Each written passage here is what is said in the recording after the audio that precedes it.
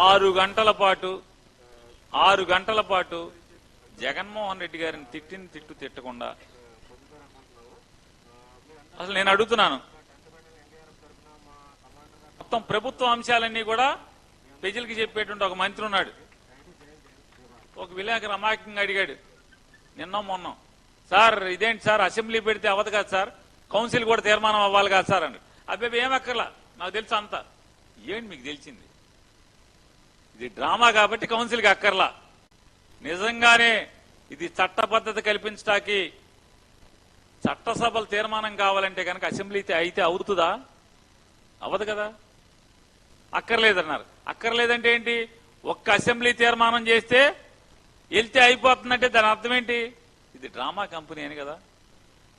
చెప్పండి, ఎవడైనా చట్టం తెలిసినోడు ఎవడైనా సరే, చట్టాలు తయారు చేయటం తెలిసినోడు ఎవడైనా సరే, కౌన్సిల్ అసెంబ్లీ రెండూ ఉండగా, ఎగువ సభ దిగువ సభగా రాష్ట్రంలో ఉండగా అసెంబ్లీలో తీర్మానం చేస్తే కౌన్సిల్ ఆమోదం లేకుండా అది చట్టబద్ధత ఎలా అవుతుంది? అంటే ఏంటి? అసలు కేబినెట్ లో పెట్టాకి టేబుల్ ఎజెండా కింద పెడదామని కేంద్రమే అనుకుంటే, కేంద్రం అనుకుంది కదా, దానికి అసలు మామూలుగా ప్రతిపాదనలు ఏమైనా తీర్మానాలు కావాలేంటి? తీర్మానాలు లేవు కదా, మొన్న కూడా లేదు కదా తీర్మానం. ఇప్పుడు ఒక అసెంబ్లీ చేస్తే తీర్మానం ఎట్లా అవుతుంది? చట్టబద్ధత ఎట్లా వస్తుంది? రాదు కదా. అంటే కేవలం ప్రజల్లో ఒక డ్రామా కోసం మీరేదో అమరావతికి పొడి చేస్తున్నామని చెప్పనేది ఇప్పుడున్న రైతుల కోసం కాదు, పొలాలు ఇచ్చిన రైతుల కోసం. పాప అమాయకులైనటువంటి 29,000 చిల్లర మంది రైతులు ఎవరైతే 33,000 ఎకరాలు ఇచ్చారే వాళ్ళ కోసం కాదు ఈ డ్రామా అంతా. ఎర్రైటం కోసం రాబోయే నెక్స్ట్ మళ్ళీ ఒక 50,000 ఎకరాల పొలాలు కావాలంటున్నారు కదా, ఆ 50,000 ఎకరాల పొలాల కోసమే ఈ నాటకీయం తీర్మానం, ఈ షో చేయడం కోసమే ఈ తీర్మానం అనేది ప్రజలకు తెలియదు అనుకుంటున్నారా? లేదా అమరావతి నుంచి సత్తెనపల్లి లేపు ఈనాడు చంద్రబాబు నాయుడు గారు మాట్లాడారు, నాకు ఇది చాలా వాస్తుగా చాలా సెంటిమెంట్. పక్కన నది వెళ్తుంది తూర్పు వైపున, రాజధానికి పక్క నుంచి తూర్పు వైపు నది వెళ్తుంది, చాలా నాకు సెంటిమెంట్, ఇది వాస్తు అన్నారు. నేను అడుగుతున్నా, మీకు సెంటిమెంట్ వాస్తే అయితే ఉన్న అమరావతి రాజధానిగా మీరు ఎంచుకున్నటువంటి ప్రాంతానికి సౌత్ వెస్ట్ సైడ్ సత్తెనపల్లి వైపు వెళ్ళొచ్చా?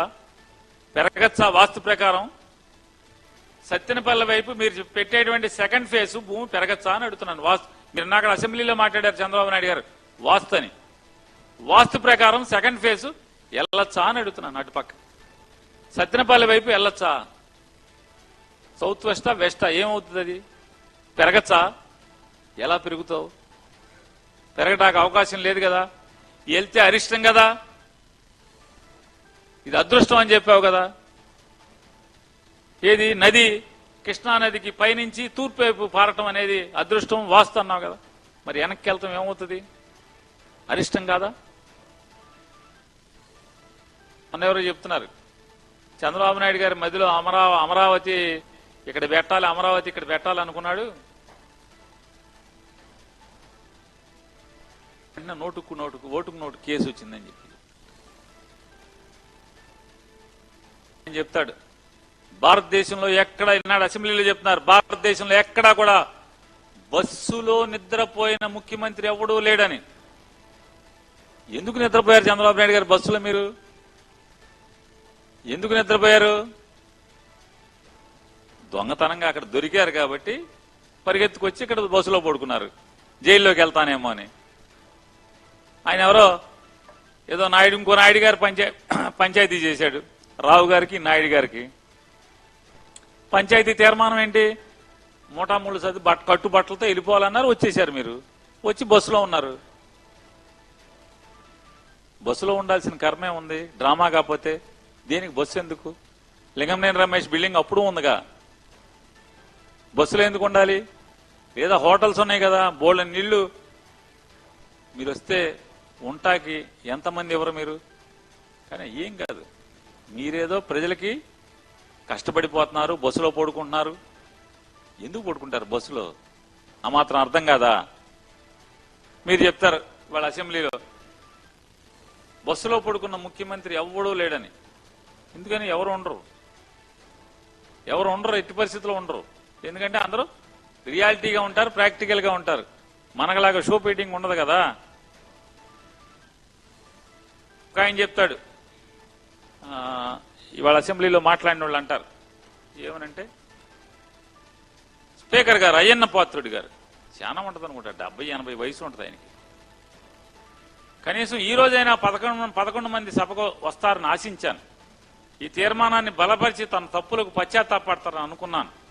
కానీ చేసిన తప్పులను సభాముఖంగా ఒప్పుకునే ధైర్యం గాని నిజాయితీ గాని వారికి లేదని అర్థమైంది. శభాష్ పాత్రుడు ఏం మాట్లాడతాయని అసలు నోటికి శుద్ధి పద్ది. అసలు ఈ పాపా చేసింది ఎవడు? అమరావతికి పాపాలు చేసింది ఎవరు?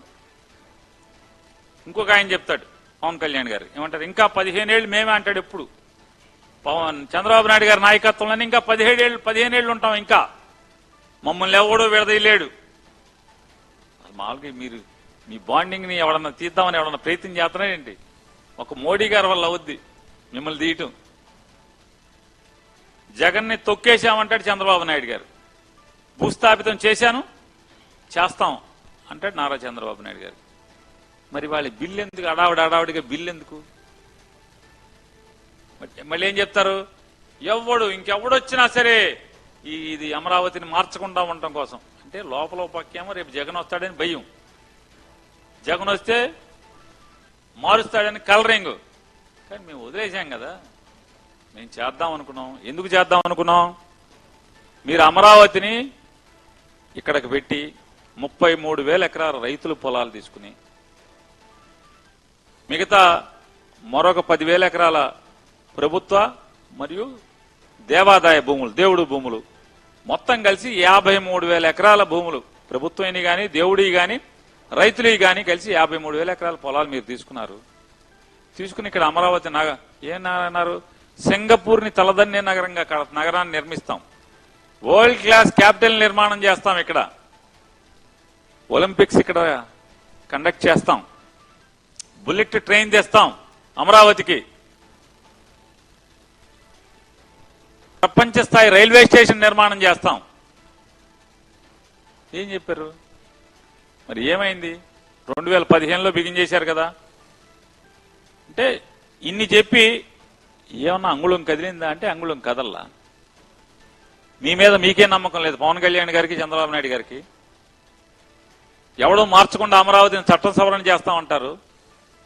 ఏపీకి రాజధాని లేకుండా చేశాడు జగన్మోహన్ రెడ్డి అంటారు. అల్లరి చేశారు. ఎల్లియో మీడియా మీకు వంత పాడింది. తీరా చూస్తే పాపం చేసిందంతా జగన్మోహన్ రెడ్డి గారి మీద తోసి మీరు కదా చంద్రబాబు నాయుడు గారు చేసింది. జగన్కేమో మసి పూశారు, అంటే బట్ట కాల్చి జగన్ గారి మొహం మీద వేశారు. పాపం చేసింది మీరే కదా. 29,966 మంది రైతుల దగ్గర నుంచి 34,400 ఎకరాల పొలాలు తీసుకుని మీరు సమీకరించి సెల్ఫ్ ఫైనాన్స్ క్యాపిటల్ అన్నారు కదా. మీరు సెల్ఫ్ ఫైనాన్స్ క్యాపిటల్ అని చెప్పి ఏం చేశారు? 2014-19లో 5,335 కోట్ల రూపాయలు అప్పు తెచ్చారా తేలేదా? హడ్కో నుంచి 1,275 కోట్లు తెచ్చారు. సాలీనా కిస్తీ గాని వడ్డీ గాని కలిపి 106 కోట్లు కట్టాలి ప్రతి సంవత్సరం. అమరావతి పేరు మీద గంట కొట్టారు, గుర్తుందా చంద్రబాబు నాయుడు గారు? మీరు బొంబాయి వెళ్ళి గంట కొట్టారు, ఒక గంట వేసి గంట కొట్టారు. 2,000 కోట్లు చూడండి అప్పు. బ్రహ్మాండంగా నన్ను చూసి అప్పులు ఇచ్చారంటాడు. 2,000 కోట్ల రూపాయలు బాండ్స్ తెచ్చారు 10 ఏళ్లకి. సంవత్సరానికి కిస్తీలు గాని వడ్డీ గాని కలిపి 886 కోట్ల రూపాయలు కట్టాలి. 886 కోట్ల రూపాయలు ఇన్స్టాల్మెంట్ గాని వడ్డీ గాని కలిపి కట్టాలి 2,000 కోట్లకి. ఒక 6-7 బ్యాంకులు కలిసి అప్పిచ్చినాయి 2,060 కోట్ల రూపాయలు. 2,060 కోట్ల రూపాయలు.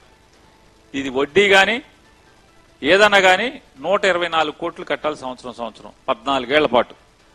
మొత్తం వెరసి 5,335 కోట్లు 2014-19లో చేశారు మీరు. 2014-19లో అదేమో సెల్ఫ్ ఫైనాన్సింగ్ క్యాపిటల్ అంటారు మీరు. 2024-26లో అమరావతి పేరు మీద మీరు చేసినటువంటి అప్పు వరల్డ్ బ్యాంక్ నుంచి ఏషియా డెవలప్మెంట్ బ్యాంక్ నుంచి 15,000 కోట్ల రూపాయలు, హడ్కో నుంచి 11,000 కోట్ల రూపాయలు. జర్మనీకి చెందినటువంటి ఫైనాన్స్ కంపెనీ KfW 5,000 కోట్ల రూపాయలు. ఇన్ఫ్రా ఫైనాన్స్ ఆర్గనైజేషన్ అయినటువంటి NABFID 7,500 కోట్లు. మిగతా అదర్ ఫైనాన్షియల్ ఇన్స్టిట్యూషన్ నుంచి 8,887 కోట్లు. వెరసి 47,387 కోట్ల రూపాయలకి ఇప్పటికీ అప్పుల్ని శాంక్షన్ చేసుకున్నారు. దాంట్లో 13,000 కోట్ల రూపాయలు డ్రా చేసేశారు. ఈ అప్పుల్లో 13,000 కోట్ల రూపాయలు ఈ 2 ఏళ్లలో అమరావతి పేరు మీద అప్పు డ్రా చేశారు. మిగతాది శాంక్షన్ మంజూరు కాబడిన అప్పు 47,387. మీరు అంతకితంలో ఉన్నటువంటి 5 ఏళ్లలో 5,335 కోట్లు.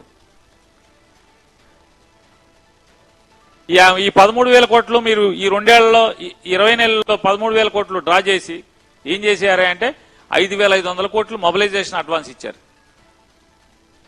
2,500 కోట్లు బిల్స్ పెట్టారు. 960 కోట్లు మీ ఉప్పు పప్పు కింద అప్పు చేసి పప్పు కూడలాగా డబ్బుల్ని మీరు డైవర్ట్ చేసుకున్నారు. 960 కోట్లని అమరావతి పేరు మీద అప్పు తెచ్చి డ్రా చేసి దాన్ని మీ అవసరాల కోసం డ్రా చేసుకున్నారు. మీ ప్రభుత్వం నడపటం కోసం మీరు డైవర్షన్ల గురించి, డబ్బుల గురించి, అప్పుల గురించి, మితిమీరిన అప్పుల గురించి, డైవర్షన్ల గురించి జగన్మోహన్ రెడ్డి గారిని దూషిస్తారు, నిందిస్తారు. ఈ పాపాలు చేసింది ఎవరు? అయ్యనపాత్రుడు గారు. అమరావతితో రైతుల్ని ముంచింది, రాష్ట్ర ప్రజల్ని ముంచింది, మెడకి అప్పుల గుదిబండేసి రోడ్డు మీదకి ప్రజలను వదిలింది ఎవరు? చంద్రబాబు నాయుడు గారు కదా. ఇది కాకుండా ఆంధ్రప్రదేశ్ గవర్నమెంట్ బడ్జెట్ అలొకేషన్ లో నారాయణ గారు ఎంత పచ్చిగా మాట్లాడతాడంటే, మరి పిల్లలకు చదువులు కూడా ఇట్టాగా చెప్తాడు నాకు తెలియదు. ఇన్ని అబద్ధాలు దొంగ పాఠాలు చెప్తాడని తెలియదు. ఆయన అంటాడు, ఈ వైసీపీ వాళ్ళు అండి మేము అక్కడ అప్పు తెచ్చాం, ఇక్కడ అప్పు తెచ్చాం, అప్పులు తెచ్చామండి.